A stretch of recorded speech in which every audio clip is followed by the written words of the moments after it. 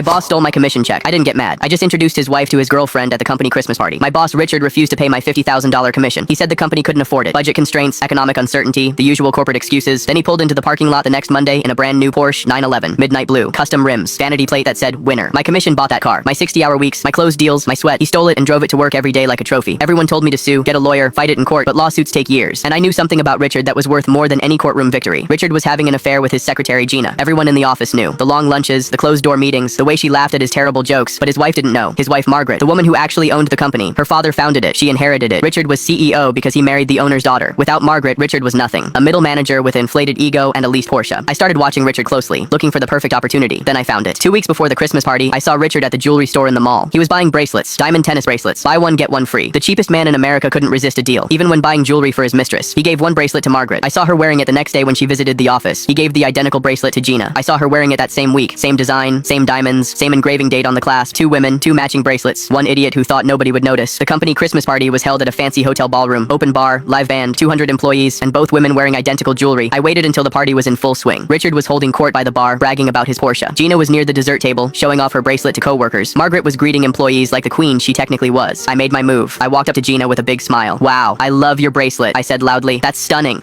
She beamed. "Thank you. It was a gift." From Richard, she blushed and nodded. "Perfect." I waved Margaret over. "Mrs. Richardson, you have to see this. Gina has the most beautiful bracelet." Margaret walked over, champagne in hand. I positioned them side by side. "Look at this. Gina, hold your wrist up. Mrs. Richardson, look how similar yours is." Margaret glanced at Gina's wrist. Her smile froze. "They're identical." I leaned in dramatically. "Wait, they even have the same engraving. What are the odds? Richard must have amazing taste." Margaret grabbed Gina's wrist. She examined the clasp. The same date, the same serial number pattern. Buy one, get one free. Her face went through 5 stages of realization in 3 seconds. Confusion, recognition, understanding, fury, rage. She turned toward the bar where Richard was still laughing. "Richard!" The entire party went silent. 200 people stopped mid-conversation. Richard looked up, confused. Margaret marched toward him. Gina tried to disappear into the crowd. Too late. "You bought matching bracelets for me and your secretary?" Richard's face went white. "Margaret, honey, I can explain." "Explain what? That you're so cheap you used a 2-for-1 deal to cheat on me?" She slapped him so hard his glasses flew off. They skidded across the dance floor. The band stopped playing. "You're fired," Richard stammered. "You can't fire me. I'm the CEO. I own this company. My father built it. You married into it, and now you're out of it." She pointed at Gina. "You too. Security will escort you both out." 2 security guards appeared immediately. They had been waiting. Margaret had probably suspected for months. I just provided the proof. Richard was escorted out of his own Christmas party, past his employees, past his Porsche in the parking lot, into the unemployment line. Margaret took over as CEO the next morning. First order of business, reviewing compensation disputes. My $50,000 commission was approved by noon, with a $10,000 bonus for consulting services. She didn't say what the consulting was for. She didn't need to. We both knew. Richard lost his job. Richard lost his wife. Richard lost his Porsche in the divorce. Margaret got everything. Gina got nothing. And I got my commission plus a bonus. All because Richard was too cheap to buy 2 different bracelets.